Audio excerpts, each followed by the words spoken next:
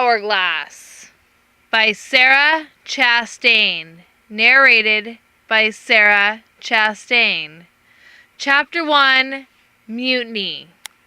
Spring 1694. La Coruna, Spain. It was his wife Scarborough who first suggested mutiny, saying, "Darling, why are you wasting your time working twice as hard for the captain when you could be the captain?"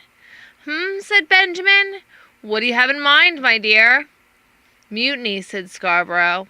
"You already have the trust of the crew, and they see you more on their level than that of the admiral or captain. I have heard them talking among themselves, and they are ready for new leadership. They just need an extra push." Scarborough elaborated by gesturing a pushing motion with her hands, as if an invisible crew stood before her. "What a marvelous idea, my sweet. Your level of deception and brilliance always surprises me, but now I realize I married a very devious woman, whose lust for power is only matched by my lust for that body."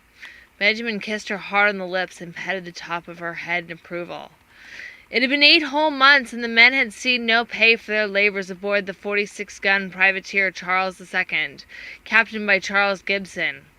This ship was the flagship of 4 employed privately by Spanish Expedition Shipping, which was the business venture of several London-based investors, and headed by a wealthy merchant, Sir James Habloon, who never stopped lining his pockets by the labor of seamen. Spain's Treaty of Madrid, having been what allowed the fleet to trade and recover treasure, had given the ship its name in honor of King Charles II.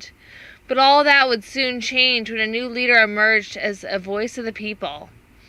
They had been anchored off the Spanish port city of La Coruna, and the crew had literally been imprisoned for the period of time they waited for the approval of the voyage. Benjamin Bridgman had been working as first mate since the early part of the year 1694, and he had still not seen a penny for his efforts. It was now May, and the men had grown restless with the action of Admiral O'Byrne, who had not seriously considered the disgruntled crew's pleas as any concern for action on his part. Perhaps the commander knew that once many of his men received their dues, they would be able to leave the employment of the ship completely, leaving Admiral O'Byrne with 4 crewless ships. This is when many of the members of the crew approached First Mate Bridgman and suggested mutiny. They could not leave without wages to pay for a trip back home, nor could they find any other ships willing to hire any more members to their crew, so they had no means of escape. Most of the men were upset with the inability to support their families by sending money back home, and this is what upset Benjamin Bridgman most about the situation. His wife had joined him on board the ship as a cabin maid, and had seen no luxuries that a first mate's salary could typically provide. He had promised her his level of employment and years of dedication, had given him the kind of position that should be exempt from such injustices as non-payment. But alas, he and she were trapped by the wages indebted to them, and were determined to receive compensation for themselves and the crew.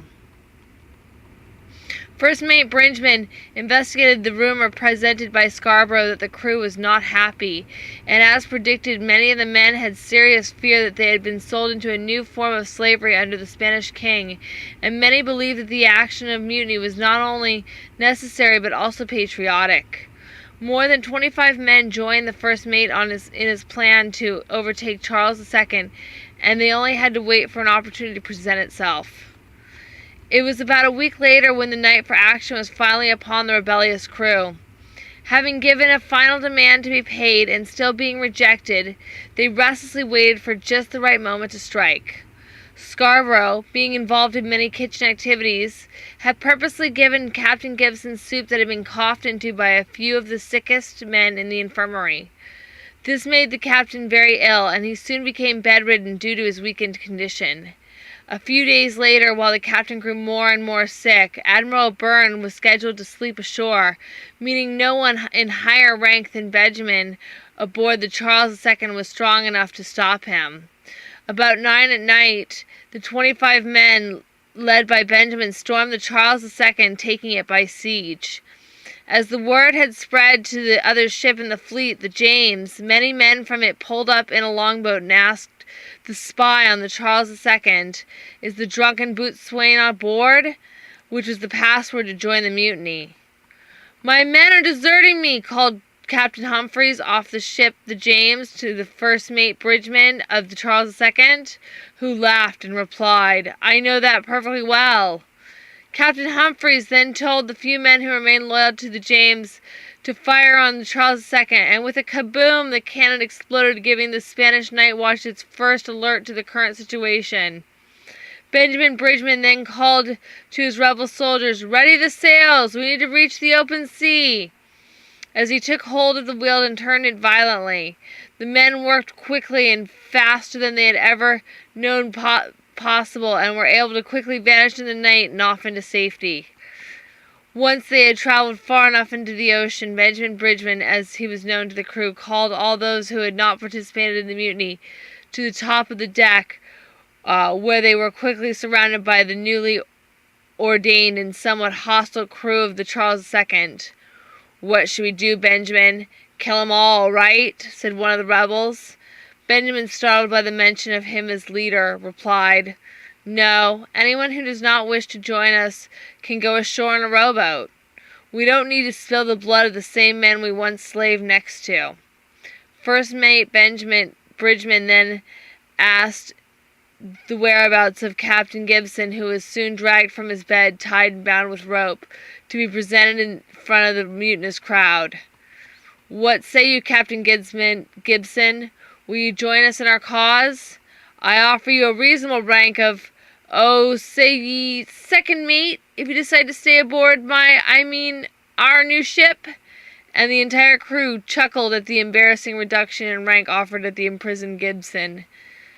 Former Captain Gibson began hacking loudly, expelling a cough that rattled his lungs violently, and then spit directly at First Mate Benjamin Bridgman, giving his answer of "no" in a crude but well-understood fashion. With that, the new crew of Charles II ready to boat for all those who did not wish to join the now pirates on their adventure. All but one man was tied, and he became the designated rower. Stripped of all weapons and knives, there was little chance that the rower would be able to untie any or all of the men in time to get back to the ship and cause trouble. He was ordered at gunpoint to row in the direction towards shore, and told not to return with any reinforcements. He was not to stop rowing until he reached the shore, as they would watch his actions through a telescopic lens, and had cannons ready to be fired if he should decide to take any other action.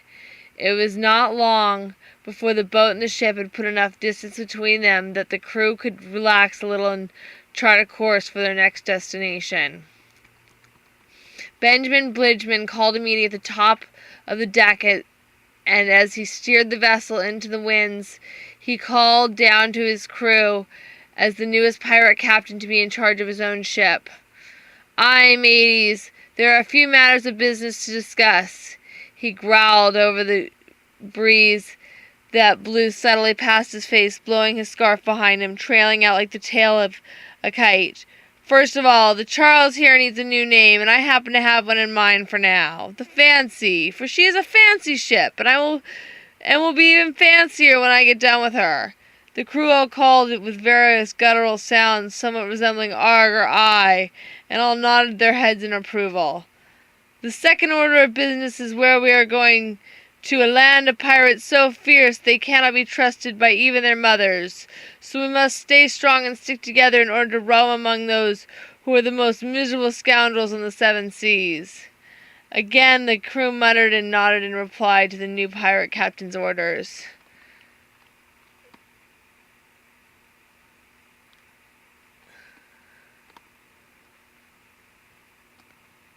"Thirdly," said Benjamin, "I would like ye all to start calling me by my other name.